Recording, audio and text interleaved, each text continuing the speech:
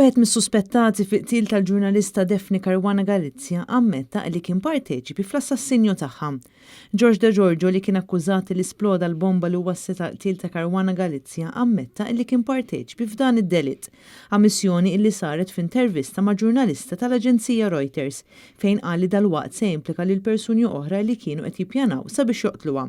Fl-intervista huwa qal li kien lest illi jixhed dwar politiku ewlieni f'Malta li kien diġà prova joqtol lil Caruana Galizia fi plott separat madwar sentejn qabel. De Giorgio qal ukoll li se joffri li jixhed dwar l-involviment ta' żewġ ex-ministri f'serqa bl-armi. George De Giorgio qal Reuters li kien se jwieġeb ħati qabel jibda d-dej ġuri. Huwa indika li kien se jipprovdi xhieda biex jimplika lil ħaddieħor fil-qtil u fi plott preċedenti biex joqtol il-ġurnalista. Il-mottiv tiegħu kien li titnaqqas is-sentenza għalih innifsu u għal ħuħ Alfred u biex jiżgura li huma mhux se jkunu qed jinżlu waħedhom.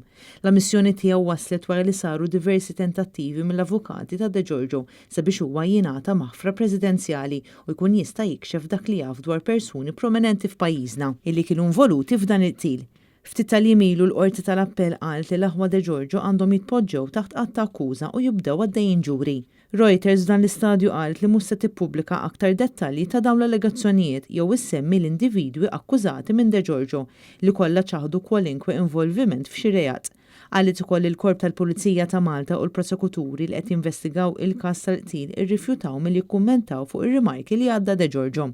George De Giorgio min-naħa tiegħu qed jinsisti li għalih din kienet biċċa xogħol bħall-oħrajn. De Giorgio jistqar li dispjaċih għal dak li jagħmel.